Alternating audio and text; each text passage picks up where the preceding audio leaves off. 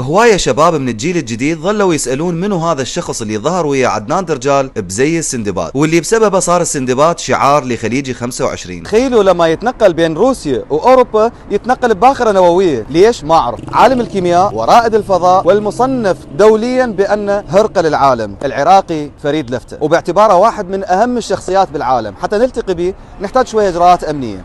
خلي نروح لدبي وراويكم شغلات ما متوقعيها عنه. بمدينة جميرة بدبي واقفين بانتظار كابتن فريد. وصل هذا. خلال عملي الإعلامي التقيت بمئات الزعماء السياسيين ورجال دين مهمين وعمالقة الفن والرياضة، بس بهذا اللقاء كنت متوتر لأني أمام شخص استثنائي بالعالم. جال منطقة القطب الشمالي على متن أقدم سفينة نووية روسية بمعية 132 عالما من مختلف الجنسيات.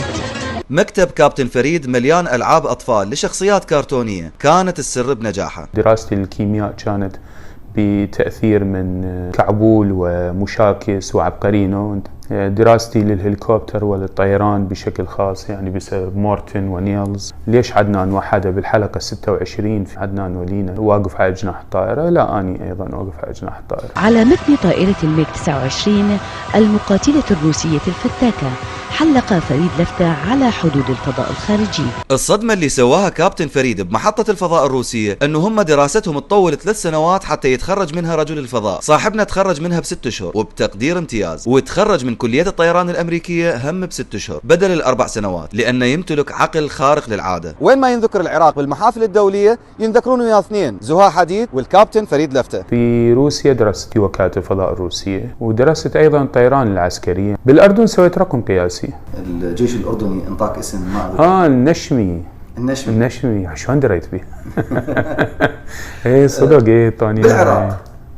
بالعراق 7 أرقام قياسية. كابتن فريد تبرع على نفقته بإنشاء أول محطة فضاء عراقية بتكنولوجيا عالمية، ومن سنة 2008 ولحد الآن الطلب موجود على مكتب رئيس الوزراء. وانت كنت محتاج كتاب. سألهم أنا شو ده ما أعرف. يعني متعاونين لا هم كقادة عسكريين متعاونين. هي القضية يم السياسيين مو يم العسكريين. من يسيطر على الفضاء يسيطر على الأرض طبعا. يعني شنو؟